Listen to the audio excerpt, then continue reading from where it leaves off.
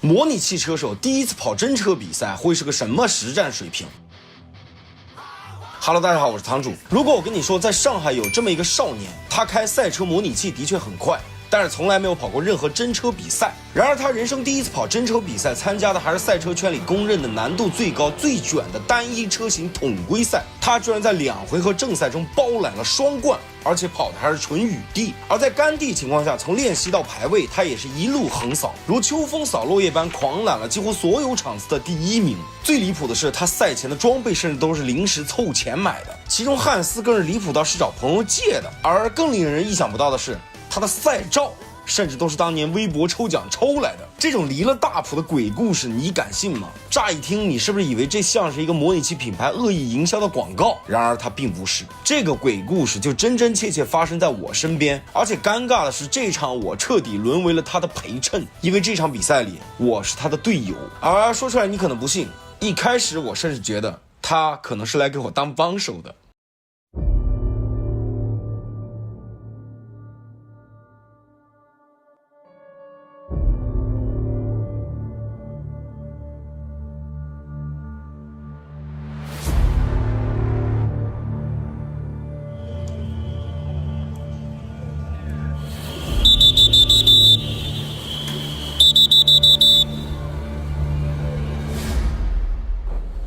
无能，没事没事，哎呀，没抠出来。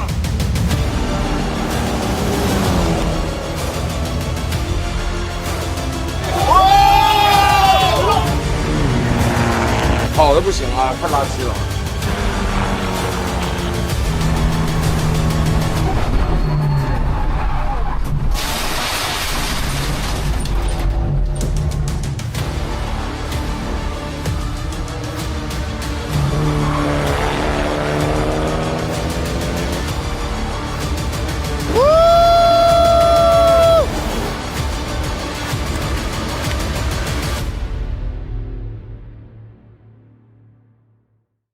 这一切的故事要从3个月前说起。当时是11国庆期间，我报名参加全年的现代 NCUP 统规赛，终于来到了全年的第3站——上海国际赛场。上赛呢，因为逼格确实太高了，但凡举办比赛，车手席位向来都是一票难求，价格也是水涨船高。那赛前呢，现代 N 官方也是出了大量的纪录片，把我们前2站拼杀的过程记录得非常热血，看得我非常感动。只是尴尬的是，本堂主的真名邹云峰居然被小编写成了邵云峰。我翻了一下我过往的手动签名，我觉得小编哪怕把他认成郭二刚我都能理解，但是这是咋能认成邵云峰的呢？不过当我看到我队友小眼睛的名字李翁记被改成了李翁栋，我就瞬间释然了。然而我的队友小眼睛李翁栋李翁记这场却出人意料的不跑了。原因是这站车队新来了2个车手，且都给小眼睛开出了他无法拒绝的价格。那小眼睛本来是一个有赛车梦的，是一个纯粹的高尚的脱离了低级趣味的硬核车手，但是在选择跟我并肩作战，一起追逐年度车队总冠军，还是卖掉席位含泪挣园子的两难抉择之下，他也是果断选择了后者。他真的我哭死。所以这位模拟器冠军车手唐天宇就是这样空降来的我们车队。那甚至我们车队呢还来了一个 CEC 的冠军车手于双，可想而知这场比赛卖的到底有多火爆，甚至连平时送了都没人要的观众门票，这场都能卖出去了。这次 NCUP 上海站比赛，然后我还卖了几十张票出去，卖了2万多块钱差不多。然后这个是我们的粉丝代表，然后过来拿那个票还有车证。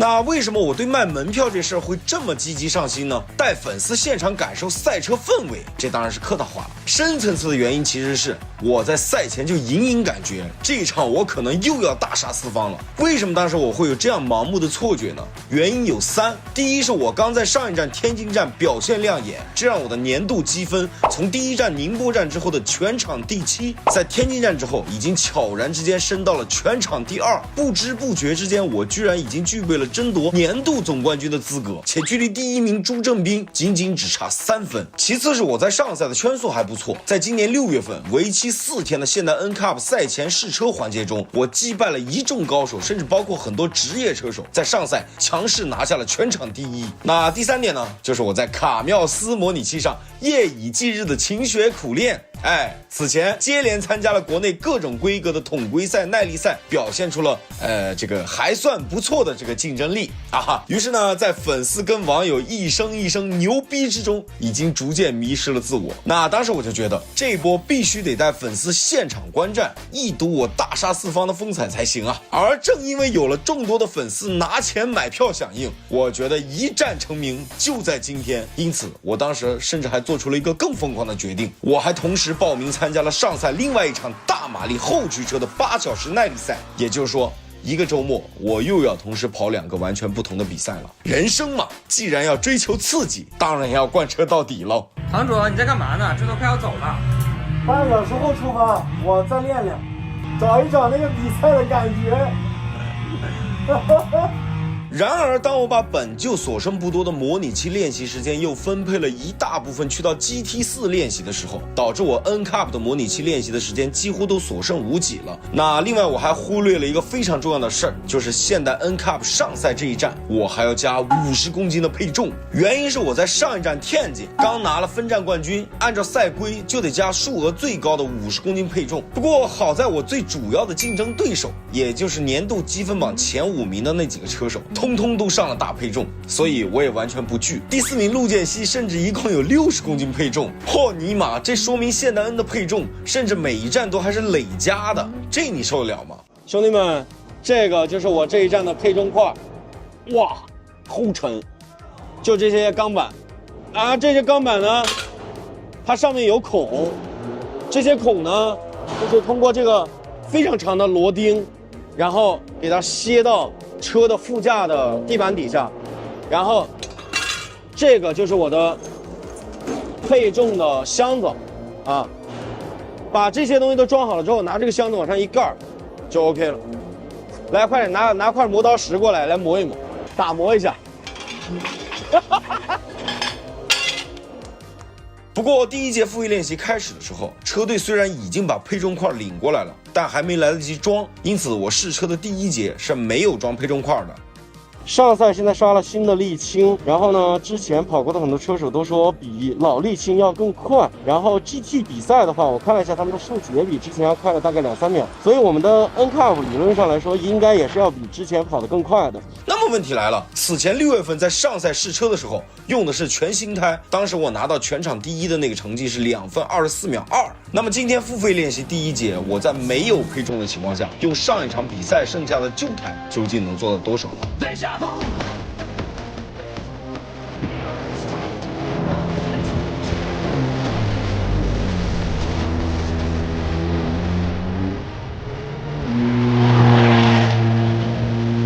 第一节付费练习，我做了4个飞行圈，最好成绩是2分22秒68，比起6月份我做的那个全场最快的2分24秒2的成绩，快了差不多1秒6。可惜呢，付费练习没有挂官方计时器，因此呢，其他人的成绩究竟是多少，就得去侧面打听了。我们现在去找我们竞争对手问一下他们跑了多少。一会儿他们要问我的时候，我就说我跑了25。你刚才说你跑了多少来着？30。你是不是在对队友藏私，瞎说呢？真没有，是不是跑2分23？啊，23加7。我操，连队友都隐瞒，你看这种人心机多深，我的天！这是我们 NCAP 的第1名，积分榜1名，朱正斌。问问他跑了多少？刚出车了吗？我第一节出了，跑了多少？我没有做有效圈，为什么？我回来花不，他是不想告诉你。我知道，哎，太藏私了嘛，哇天！行吧，问了等于没问。小科科，哎呀，我操，好慢！看来看去才24多少？24多，看来看去才我靠，开始藏了。不是啥，真不是啥。你加配重了吗？加。简单打听了一下，我的成绩还算不错。当然，其实我也很好奇我的模拟器冠军车手队友唐天宇圈速到底会是多少。可惜他人虽然来了，但是这一节并没有上。不过说真的，当时我的注意力确实也没在他身上。我当然知道唐天宇很厉害，我也知道他是国内最一线的 F1 方程式模拟器车手。上赛模拟器他起码跑了上万圈，甚至曾经跟 F1 车手周冠宇同场竞技，比拼上赛模拟器他都不落下风。同时呢，我也知道跑模拟器牛逼的人肯定有自己的奇技淫巧，他们通常转战真车，适应能力也都特别快。但是不管怎么说，当我听说他此前真车比赛的经验为0的时候，我相信任何人，你只要不适合诸葛亮，你当时大概率都会跟我一样，认为他可能会有几个漂亮的单圈，但是正赛里攻防节奏一上来，他就一定会手忙脚乱，招架不住。因此呢，当时我虽然好奇归好奇，但是我更关注的真的只是我最直接的那几个竞争对手而已。你知道吗？在我跑 N 之前，我偷学了3天他的视频，每条都40多分钟，我就一直快进。我媳妇跟旁边说：“你看谁啊？”我说：“这人声音好难听啊。”我看你今年就是一直在练习，对，然后一直都得以验证，然后越来越快。然后我经常会看你的车载越来越稳定，我操，越来越会说话了，他终于能坐起来了。赛服就得说点人话。妈，你等会儿，你又等会儿。真的，我看那车载什么的，我看张志东跟你的，几乎你们是没有差距的，没。所以证明什么？这台车的上限真的很，谁开都能开成那样。我就等着他妈的，他看他能跑多少，我操！就因为2分30，我觉得回北京了。这个车真的很好上手，也很好能开快。是，但是我看那个前几场宁波，然后天津，对吧？对。我看缠斗都非常精彩，对，非常精彩。然后整个你比赛的节奏，对，然后排位、抛突位，我觉得真的是。抛突位我还装到了，我操，真的屌！那行吧，那我就上车了。我等你成绩了。点赞啊，点赞！加油！跟第一站宁波站的娜娜，第2站天津站的杨烁一样，韩景峰也是这站现代 N 专门邀请过来的媒体车手，这在 N Cup 比赛里也是老传统了。这场有韩景峰在，真挺好的。这哥们儿别的不说，至少节目效果这一块绝对爆炸，我已经迫不及待想看他跟别人缠斗了。兄弟们，来！让张弛吃了好多年亏的啊，眼泪都流出来的东西，千锋，马上就要套在我们的配重块上了。这个玩意儿，但凡你敢动，你有再好的成绩，都会给你取消掉。所以这个玩意儿谁都不会动的啊，尤其就是千锋这个东西属于这样，就是如果你的成绩很烂，组委会就可能就不会查你的千锋。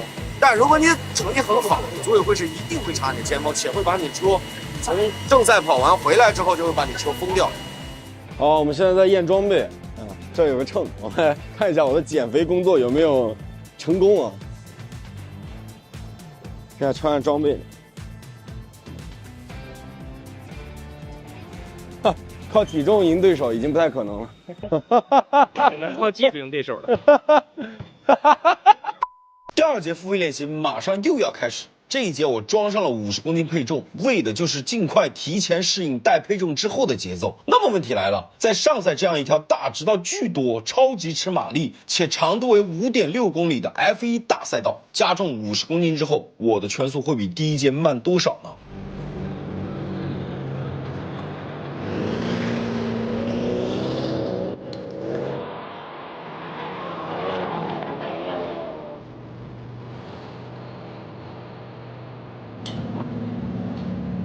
我这一节比上一节还快，但是明显能感觉到，确实在高速弯里面，这个轮胎消耗太快了。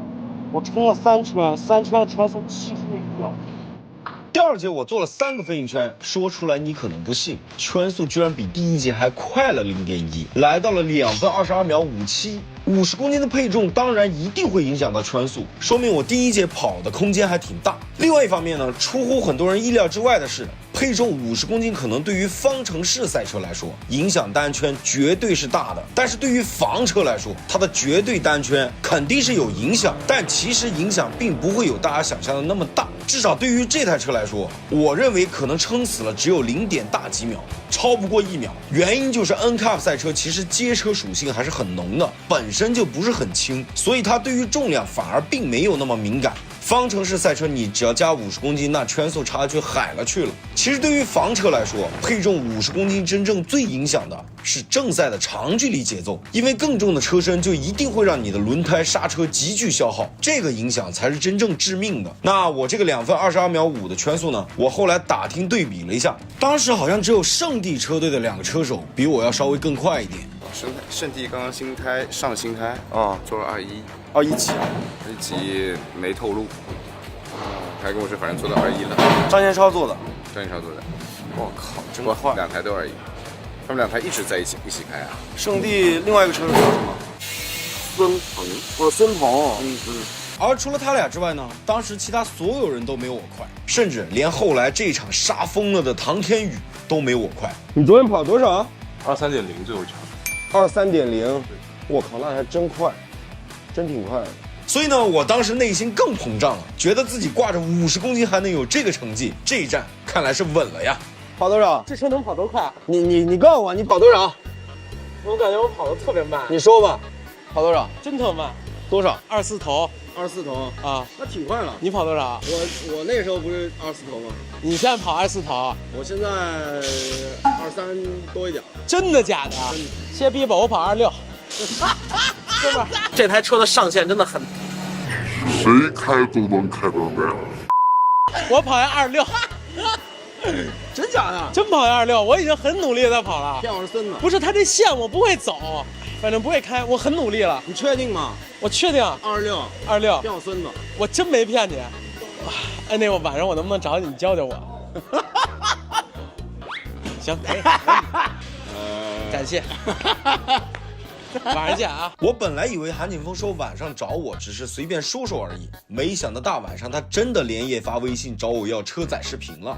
我今天不是跑22秒5吗？但是我跟韩景峰说的是我跑23。然后我这一节呢，第一圈上去暖胎确实是23秒5。你说的没毛病啊！咱们就给他发23秒5那一圈，22秒5那一圈绝对不给他发。反正他现在跑26，对吧？给他发23这一圈，足够他参考了，够他学了。就冲他叫我3声好哥哥，对不对？给他发一个快他3秒的车载，没有毛病啊。叫4声我就给22了，没有叫4声，叫3声，就差这一句。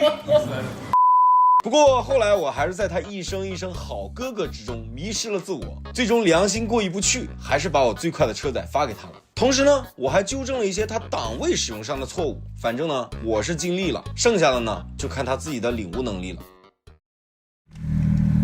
哎呦，这是谁呀？韩老板。好。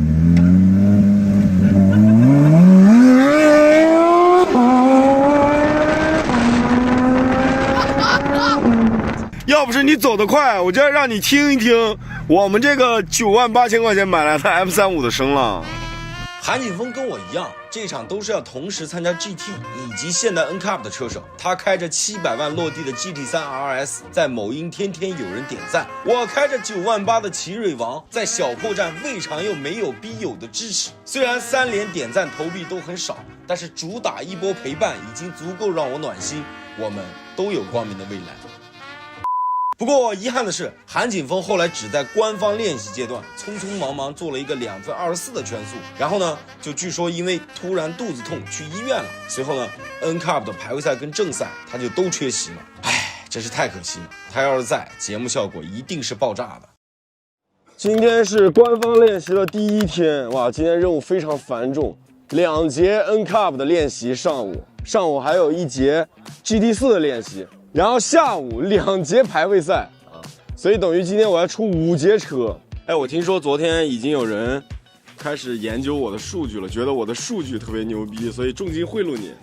哎，这话说的，妄图疑似要贿赂我，那你有没有便捷把我的数据告诉别人？你觉得呢？我们可是有职业操守的好不好？行，哎呦，我觉得价格没给到位，给到位了，小眼睛肯定便捷。哎呀，你昨天跑多少23.0最后强？23.0，我靠，那还真快，真挺快的。不愧是曾经战胜过周冠宇的男人。别听那个谣言，你不是曾经跟周冠宇跑过模拟器吗？你比周冠宇快啊？是这个比赛，那是阿罗的商业活动。那商业活动那也比他快，就是比他快。那目的是为了给观众奉献一场精彩的比赛。太官方了，我的天！年纪轻轻的，我的天，跟新闻发言人一样。新盘、芯片，对，然后要磨开，然后我开了之后正好回来看一下胎压。然后今天是轮胎，是昨天那一套。对，轮胎没有换。 OK， 帮你省2个。好。哎呀，马上就要官方练习了，终于能看到全场其他人的成绩了。昨天只能靠挨个去问，今天想完他们也蛮会处了。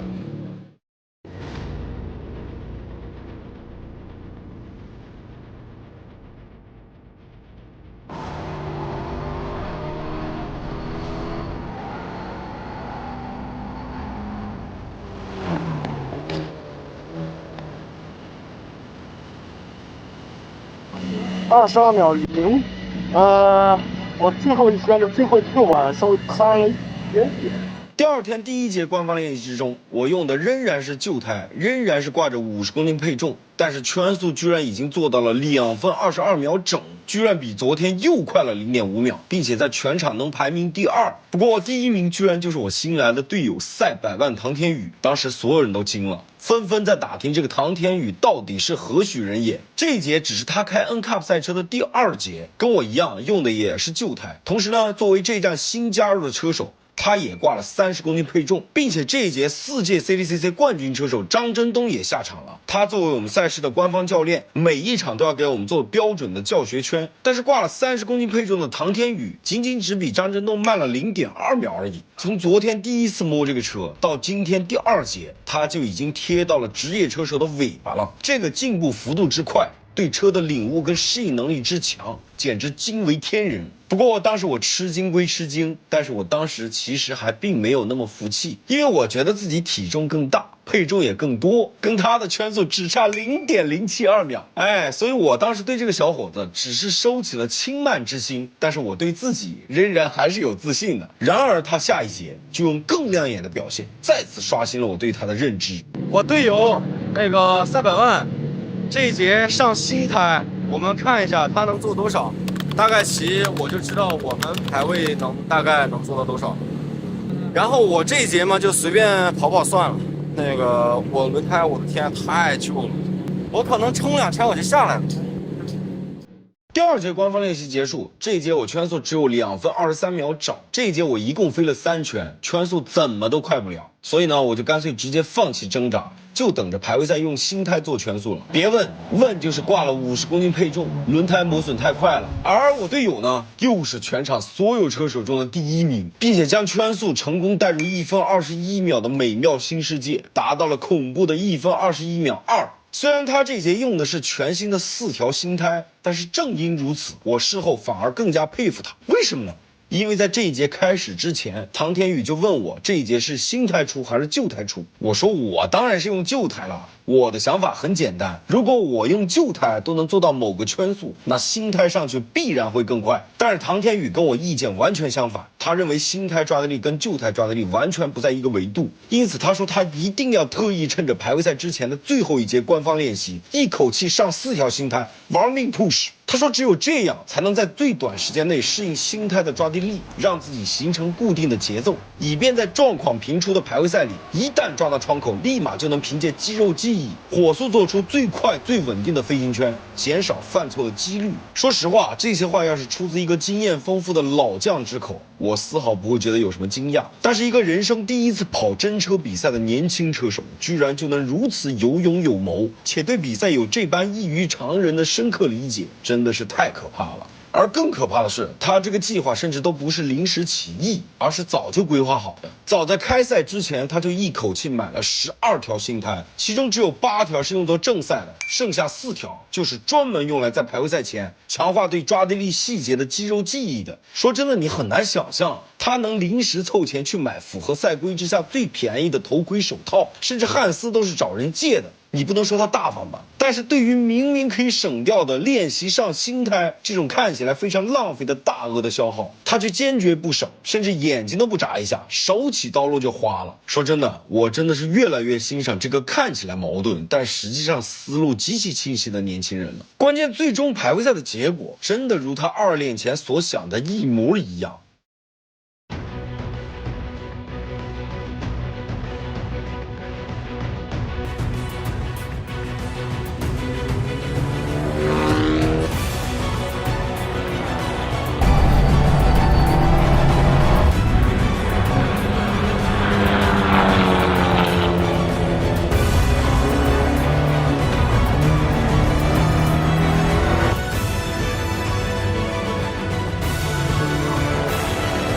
第一场排位，他毫无意外的拿到了杆位，圈速也再次刷新，来到了2分21秒1。而我呢，就非常拉胯了，圈速只有2分22秒1，比他慢了整整1秒，只排在了全场第5。我这个成绩呢，甚至还不如我1练的时候用旧胎跑的成绩快。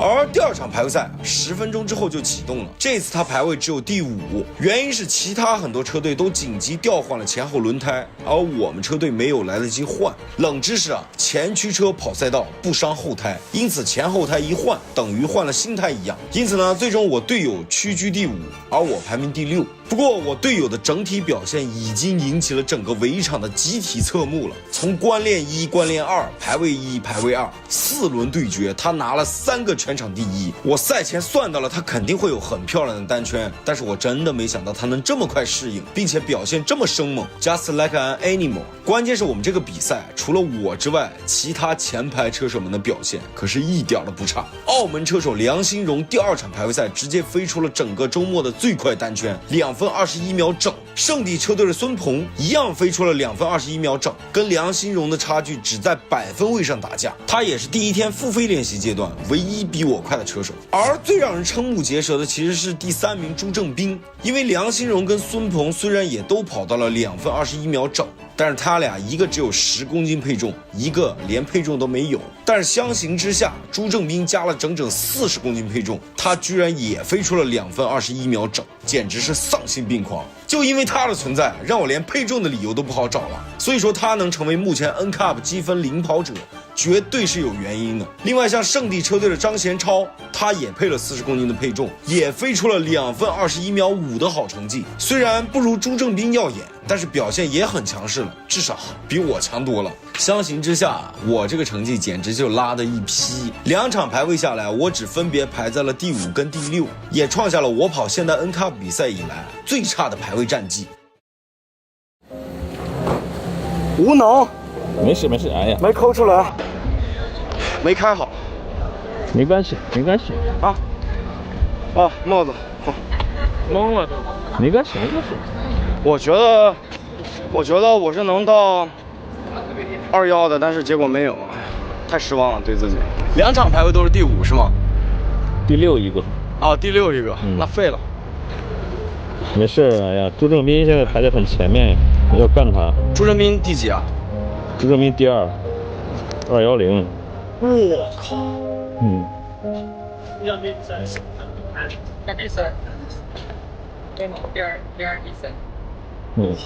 吗，是吧？嗯。我靠，那废了！我靠，朱正斌实力这么强啊！前2天一直在装。嗯，对的。跑完这2场排位，我回批房的路上，说实话，我人都懵了，一股巨大的落差跟挫败感扑面而来。尤其是一想到有几十个粉丝，甚至还专程买票进来看我比赛，本想在他们面前出个风头，结果我拉了一头这么大的，我更是羞愧无地。而更尴尬的是，排位赛结束进维修区的时候，我甚至还超速了。维修区限速是60公里每小时，而我当时经过那根测速白线的时候 ，GPS 速度已经70多了。那因为这个超速呢，我第2场正赛又被赛事仲裁给罚退了3名。本来第6的排位成绩就已经很烂，现在更是雪上加霜。第二场比赛要从第9出发啊！当时我真的一度感到了绝望。哎呀，我这个2场排位赛都拉得跟一头翔一样。本来以为这场来了20多个粉丝来观赛，对吧？我能好好的这个叫什么来着？大展身手。大展身手，结果拉了一坨大的。刚跑完 GT4嘛，这个手还没伸过来，还没适应，是吧？不过这的确是最好的借口。我肯定是因为开了 GT4 受到了影响，要不然我怎么可能是这成绩呢？不过老天爷他终究还是爱我的，最让我意想不到的惊喜，他突然就来了。哦，还真是下雨了。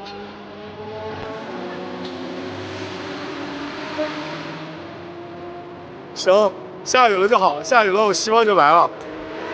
黑树带来的影响将降低到最低点，雨下的更大一点更好。老天爷啊！我搞砸了排位赛，但是我正赛拿到了便宜，Holy motherfucking shit！ 下雨喽！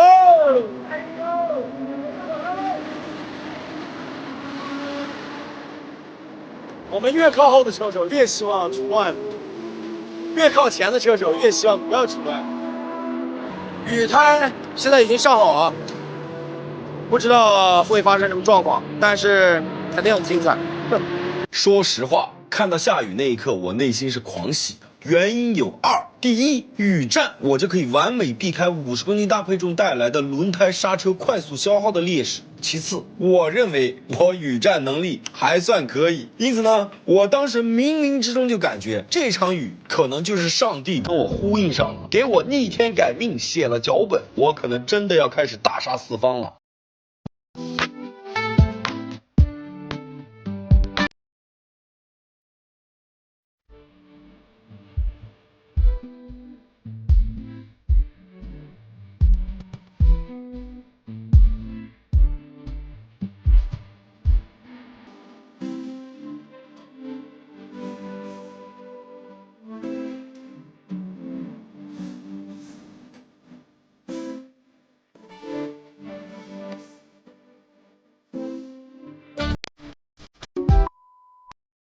欢迎来到2024赛季现代 N 统规赛的全年第3站上海站的直播现场，我是张航。那上海站的比赛呢，也是本年度现代 N 统规赛的2024赛季倒数第2站比赛。来看看今天的上海的天气情况呢，目前的天气是温度是20到24摄氏度。那目前的话呢，赛道的路面是一个比较湿滑的一个状态。那正式的雨战马上就要开始了，说出来你可能不信，这是我第一次使用雨胎跑比赛。为了防止车内玻璃起雾，我把窗户是特意打开的，为的就是让车内外的温差一致，这个有经验的驾驶员就应该能明白了。从出场圈开始，我就一直在各种线路上都试一试抓地力的极限，同时再找一找刹车点。按我以往的经验呢，雨天的刹车点比干地的刹车点大概要提早10到20米左右。当然了，更快的速度之下，刹车点要更早一些，这个都是要试的。那今天下午的话呢，今天可能上海的天气会转成大雨的天气，因此在今天下午比赛的时候呢，车手们可能会遇到一个更加极端的气候条件。我曾经对于雨战呢是做过大量的功课的，比如说雨天是有自己特殊的行车线的，它绝对不能像跑干地赛道一样走正常的外内外线路。原因很简单，干地的行车线会留下大量的胎胶，这些胎胶如果碰上水就会非常滑，所以一定要坚决绕开它们。那因此呢，我刹车永远是在中线，绝对不去外线，出弯也同样是在中线。虽然赛道完全没有用满，但是能避开胎胶就绝对慢不了。出场圈结束，我就直接去发车区等待了。买票来看我的粉丝们，很多人都过来跟我合了影，之后呢就准备发车了。本场比赛将会在安全车的带领下来进行发车。那区别于以往我们的静态起步，这场比赛我们是由安全车带2圈，然后安全车撤出，我们再动态起步发车。这个场主这个神起步也发挥不了，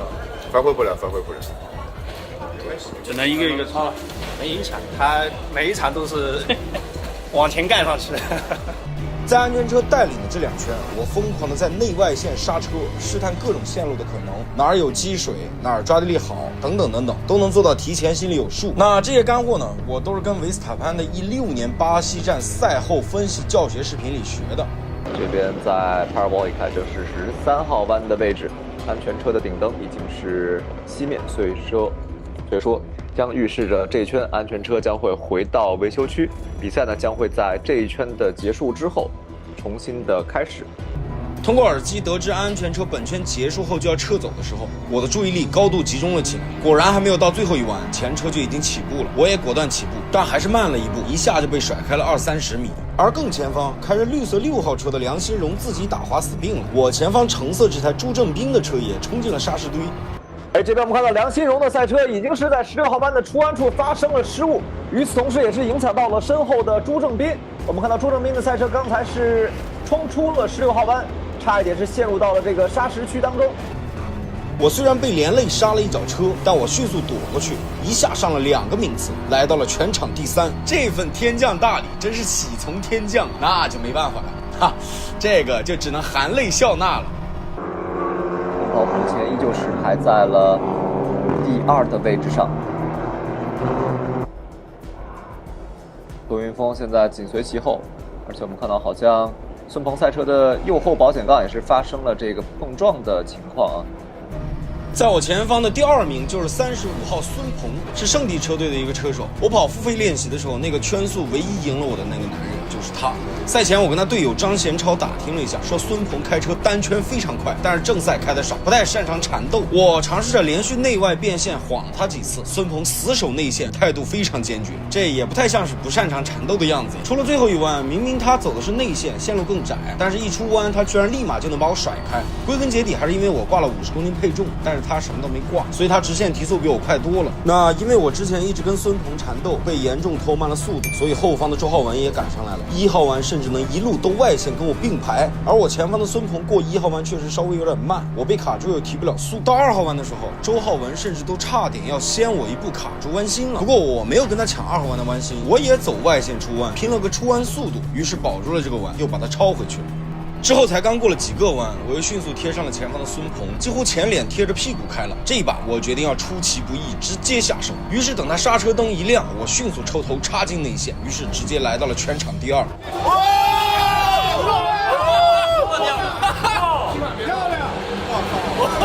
漂亮，牛逼！杜云峰在11号弯这里准备来进攻前方的赛车，这个进攻非常的干净。那这样的话，杜云峰是让自己的名次提升到了全场的第2位，对他的积分来说呢，这非常的重要。雨天的刹车是非常讲究技巧的，这一把超车看着很简单，但实际上确实一点也不难。雨天刹车要够轻够柔，就像踩住一颗鸡蛋，但又不能把它踩碎，就 OK 了。之后呢，我就陷入了跟周浩文漫长的攻防大战之中。我接连打了他很多圈，但最终还是没抵挡住，在10号弯那儿稍微走大了一点，轮胎上了油漆地，一打滑，然后周浩文就把我超过去了。我呢又调回了全场第3。周浩文不愧是跑过澳门 TCR 还有各类大赛的老将，果然还是有点东西。我们看到周浩文在这一圈当中，在帕尔博里卡之前已经是超越了周云峰，回到了第2的位置上。刚才的那一圈呢，周浩文的速度要比周云峰来快上了1.2秒。那这一圈的话呢，可能周浩文的速度会更快一些。周云峰现在是掉到了第3位。之后我就一路狂追周浩文，他其实就在我身前没多远，但是呢，这时候出意外了，我的雨刮器突然坏了，当时时速已经216了，我眼前一片水雾，什么都看不到，只能看着侧窗找刹车点，稍微刹过头了一点点，但是问题不大。之后呢，就是全凭胆量和脑子里的肌肉记忆在忙开了。反正松油是肯定不可能松油的。到最后一弯前，雨刮器还是没好，但幸亏最后一弯前有个龙门架，我能看着它找刹车点。还好雨刮器这时候突然又好了，不然其他没有龙门架的弯，我都不知道该拿什么找刹车点。只是遗憾的是，这时候周浩文已经彻底跑远了，想追上他是彻底没戏了。而更艰难的是，身后的朱正斌也已经拍马赶到了。来看一下朱正斌，现在似乎已经是来到了邹云峰的身后。我相信邹云峰在最后的2圈当中啊，会死守他的这个名次。他们俩恰好都是跟我争夺年度冠军最直接的2个竞争对手，但凡不是迫于无奈，那是绝对要严防死守，坚决不能把他们放过去的。这场比赛我是把防滑全关的，所以车子会非常滑，我全程都得靠自己救车来努力维持平衡，这真的是不太容易。从我的视角其实看不到身后的朱正斌，但他确实就是一直在我身后。这时候大家注意到我的前挡风玻璃没有，主驾驶玻璃内窗刚好起了一团大水雾。我们从车载画面貌似能把前方看得很清楚，但实际上当时在车手眼中，他恰好挡住了车手的正前方视角，导致前方完全就是一团水雾，啥也看不清楚。那有人就好奇了，为啥不擦一下，或者把脑袋歪过去看一下？车手的脑袋都被汉斯跟6点3圈带绑得死死，啥也动不了，只能就这么凑合开。每一脚刹车真就是只能凭着感觉来。比如说我这脚刹车就直接刹进缓冲区了，等兜回来的时候，朱正斌都已经贴上来了。这个时候距离比赛结束其实就只剩最后2圈了。这边我们看到邹云峰赛车在14号弯的位置是发生了失误，那这样的话可能会给身后的朱正斌留下非常好的机会。那么在这边的话，朱正斌可能在这里选择了一个非常保守的方式来通过，所以说他的出弯速度呢也来得并不够快。邹云峰现在还是处在朱正斌之前。去看一下 last lap 出没出，以防万一。对，要看一下，不能犯上一次天津站的教训，上一站的教训。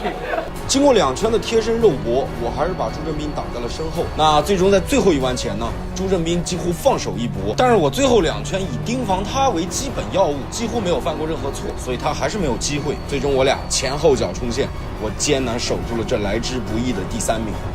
看一下2位车手，这是邹云峰和朱正斌。出了最后1弯之后，2台赛车非常的接近，不过还是最后邹云峰力压朱正斌，拿到了领奖台的最后1个席位。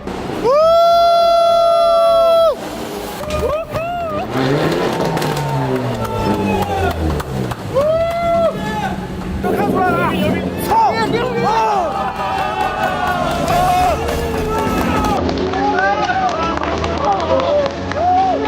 牛逼你！牛逼！就是因为有你们来了，兄弟们。没有你们来，我操，我这个离他还高。他们这哥们还挺快啊，我操！老李。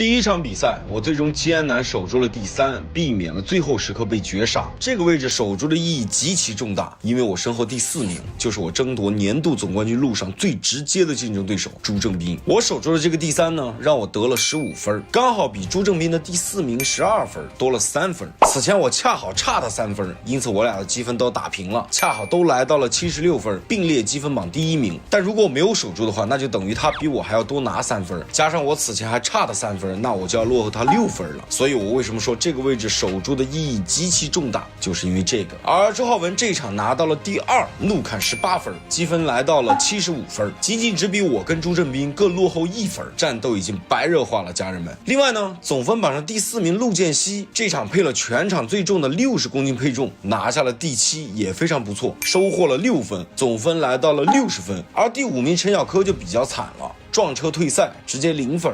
因此呢，他还是54分。不过这场最亮眼的依然还是甘位出发的唐天宇，他从起跑开始就一骑绝尘，通过枯燥乏味的全场领跑，中途一度拉开第2名18秒多，最后为了稳妥冲线还放了点速度，以领先第2名12秒多的巨大优势冲线，强势拿下冠军，同时还拿下了正赛雨战的全场最快圈。不过相较于唐天宇首战夺冠的经验，我更欣赏的是他对于比赛各种细节的拿捏以及认真学习的态度。比如说他说他赛前几个月开始就已经开始研究我的上赛车载。我本来以为他只是客气几句，没想到后来他把他 B 站的年度报告截图丢给我看了。我那篇上赛车载的内容，还真是他观看我视频时长最长的一篇内容。哈，4舍5入，他这个冠军有我一份。再比如说，他比赛这几天一直缠着小眼睛，告诉他各种操作车辆的细节，跟着小眼睛一块走赛道，研究路面最新的变化。再比如说，他深更半夜还在研究车载，研究完了还丢进群里分享，毫不藏私。再比如说，出场圈一共5分钟，大多数人都是出场圈试试线路、刹车点，然后就乖乖上大直线发车区等着了。但是唐天宇用他多年跑 F1 模拟器比赛的经验，利用5分钟出场时间极限操作，出场跑了一圈之后直接进了 P 房，紧接着再次出来，生生做了2个出场圈，这就让他在比赛的一开始就比大多数车手都多了1圈宝贵的雨地经验。再比如说，他发车的时候假装画龙暖胎，但他其实一直盯着后车，等到后车跟着他一起画龙暖胎的时候，他抓着对方在非赛车线转弯的时候，一脚油门突然起步，就迅速把后车带开了一大段距离。再比如说，他跟我分享说，他通过这次简单的测试，就发现了这个车其实在 ESP 半关的情况下，在雨地里才是最快的。但是很可惜，这条经验呢，他是在第2场比赛结束之后才跟我说的，也不知道他是不是故意的啊。而我这2场比赛里用的都是 ESP 全关的模式。说真的，我从来没有碰到过任何一个人会像他这样，明明单圈都已经这么快了，但是还是竭尽所能在抓各种细节，拼尽全力去争取胜利。说实话，这种态度真的太值得 respect 了。关键是他还完全不藏私，这些经验都是第一时间跟我们分享。可惜的是呢，我每天跑完 NCAP 就要立马去跑 GT4， 来回2头窜，每天跑完比赛就累得精疲力尽，甚至连单独思考的时间都没有了，根本就没有任何的时间能复盘，也没有办法静下心来听他的分享。现在想想，我真的是蠢到家了。第2场正赛了，第8发车了，冲，而且要完赛，策略是冲。而且要完赛，要保分，但是也不能不冲，因为我第9发车。第8，你要苟住在后面有什么意义呢？第9拿2分没有意义，还是要冲。我太愚蠢了，昨天维修区超速9.8公里，然后罚退了3个位置，今天看能不能弥补一下。弥补不行，冲吧，得拿领奖牌，冲吧。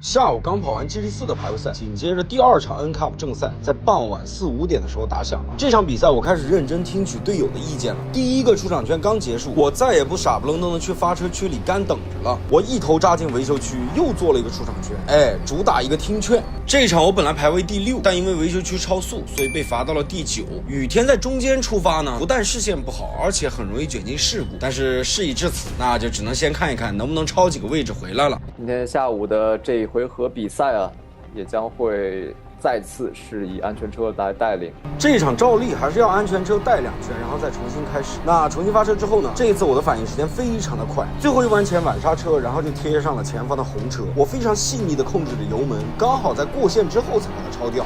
因为在发车线前就超车是一定会被罚的，我简直是机智。那紧接着呢，我1不做2不休，大直线上又再次超掉了另外一台车，实现了刚发车就完成了2次超越的壮举。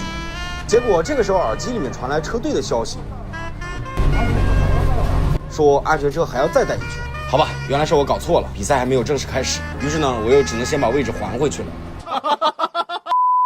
好了，这回比赛是真正重启了。1号弯我就走了一个大胆的线路，直接兜外线，准备跟红车并排。结果呢，走大了，冲出去了一点点，不但没缩进距离，而且反而还被拉远了。紧接着帕拉波利卡弯之前，我用假动作把前车晃进内线，然后我迅速并到外线跟他并排。紧接着就是在大直线上拼出弯了，我走的线路更大，速度上肯定是有优势的。那到了大直线的末尾，他果然没有把我甩开。他进内线防我只能去外线拼一脚刹车了。但雾气缭绕之下，真的啥也看不见，我这第一脚就直接冲出去了，于是又被他跑远了。下一圈还是同样的配方，我一样在帕拉波利卡之前蓄力贴到他身后，跟他拼出弯。那到了大直线的末尾，再次跟他拼刹车。那这次呢，刹车点终于选准了，于是呢，干脆利落的从外线把他超掉了。有了，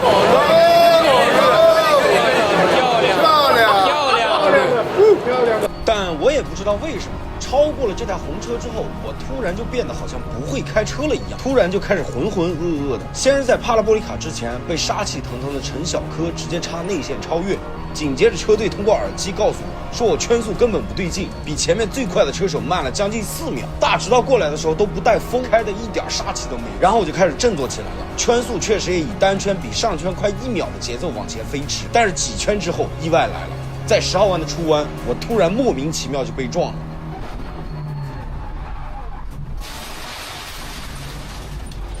原来是后方的孙鹏，早在几个弯前就已经粘上我了，我也注意到他了。10号弯前我俩并排出弯，我在内线真的给他留了足够多的位置，但是他咔就给我撞了，真的非常莫名其妙，这完全是一个可以避免的、没有任何必要的事故。他刚刚跟前面那个圣地的车撞了，然后他给那个车留位置了，但是还是撞上去，他已经让位置了，被那啥了，对，被雷了。对，关键碰撞完了，那个位置非常尴尬，前面是沙坑，但是后面呢又有快车要过去，我完全没法第一时间走。于是呢，后面几台车又咔咔咔给我超过去。而等到我终于从沙坑边缘安全出来之后，我的眼神里充满了血丝，怒气值直接拉满，杀气腾腾的跟了上去。当时我只有一个信念，我一定要找孙鹏报仇。然而半圈还没有跑完，到了1号弯的时候，孙鹏居然自己打滑冲出去了。然而最离谱的是，我追孙鹏这一圈居然刷出了我整个上海雨地的最快圈。但凡我能早点拿出这个状态，也就不至于会跑得这么拉了。然而之后呢，车子就开始有异响，过弯的时候底盘都已经开始有啾啾啾的声音了。严格意义上来说，应该是被撞之后就有这个声音，但是当时可能我光顾着找孙鹏报仇，根本听不到。等到孙鹏自己出去了，那现在就能听得很清楚了。但是好在比赛也就剩最后一圈了，虽然被撞那一下耽误了20秒，但最终我还是有惊无险的完赛了，且保住了这个宝贵的第10名。我以后不会再你那边跑完排排位，马上回来跑这边，对，你肯定全是那边的感觉，手感没了。不能这样，我操，差距太大了，不能这样，完全不对。差4秒是吗？对，完全不是这样。前面的圈速跟后面圈速不是同一个人开出来的，完全不一样。又是雨天，难适应。跑的不行啊，太垃圾了。没事儿，已经过去了，收拾好心情，回去复好盘。你怎么了？爆了？啊，我没丢节奏，怂了。不是你车是不是后来有点问题啊？后来被撞了。我一抬头看你在我前面，我都很惊讶，当时撞了，撞了。我本来应该是能拿第7的。哎呀，但是节奏丢了没有办法，我就是节奏丢了，因为确实怂了。第2场比赛结束，我只拿到了全场第10，怒砍1分。不过能保持这宝贵的1分，其实就已经很好了。这场比赛虽然我被孙鹏撞了，导致名次滑落到了第10，但是归根结底还是因为我跑的实在是太差了，不仅仅杀气全无，关键还畏手畏脚，患得患失，一个大大的怂字写在了脸上。为什么我突然之间会变得这么怂？是因为车价高达190万的 GT4 排位赛，恰好就在 NCAP 2场正赛之间，而我在 GT4 排位赛里踩到了好几次水坑，发生了非常恐怖的横向滑动。这直接把我后续跑 NCAP 赛车的信心都给干没了，节奏也全丢了。本来跑前驱车就要胆大才行，结果我跑个前驱车比赛，生生跑成了跑 GT4 的节奏那样小心翼翼了，那不慢才怪了。整场比赛我就像梦游一样，要不是比赛最后阶段被孙鹏撞了清醒了，我甚至还在浑浑噩噩。这真的是我跑过的有史以来最差的一场比赛，实在是太丑陋了。而我的队友唐天宇从第5出发，在玻璃起雾、视线被挡、几乎盲开的情况下，一路强硬进攻，战胜了一众圈速高手。又一次拿到了全场第1，并且再次包揽正赛最快拳，简直惊为天人。他也仅仅只凭借这一战，就一举拿下了恐怖的56分。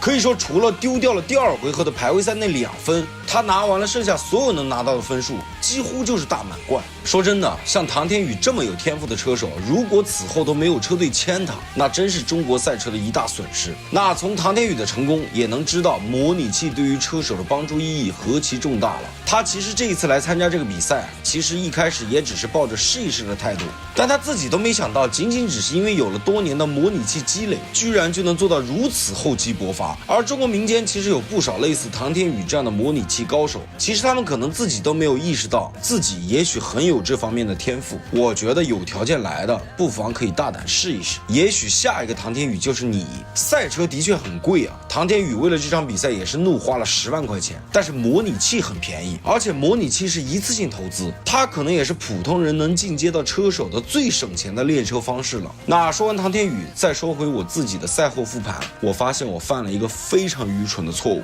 我之前一直很自豪自己对于雨地走线的理解，比如说坚决不走赛车线，因为赛车线有胎胶会很滑嘛。但是我却忽略了一个非常重要的事，那就是上赛最近才刚铺了新沥青，根本就没有什么多少胎胶，就算有，雨水一下分分钟也给它冲走了。这么简单的一个事儿，我但凡是有时间能问一问唐天宇跟小眼睛，找他要车载看一看，分析分析，也就立马能发现了。但是我居然连这点思考量都没有，2场比赛都在机械的教条主义的遵守着正常赛道的雨地走线的规律，却忽视了上赛刚刚铺过沥青这么简单的一个事。这导致我几乎每一个弯走的都比别人窄，每一条线路都没有别人能带得起足够的速度。我现在回头想想，第一场正赛我能走着比其他人明显更差的线路，拿到一个第3名，真的都得谢天谢地了。可能有很多对手一时之间没有适应过来雨地的节奏，这才让适应能力还算挺快的我占到了很大的便宜。但到了第2场正赛，适应雨地节奏的人明显变多了，而我还在教条主义的走着那个更窄的线路。因此其实我哪怕后续心态没有变怂，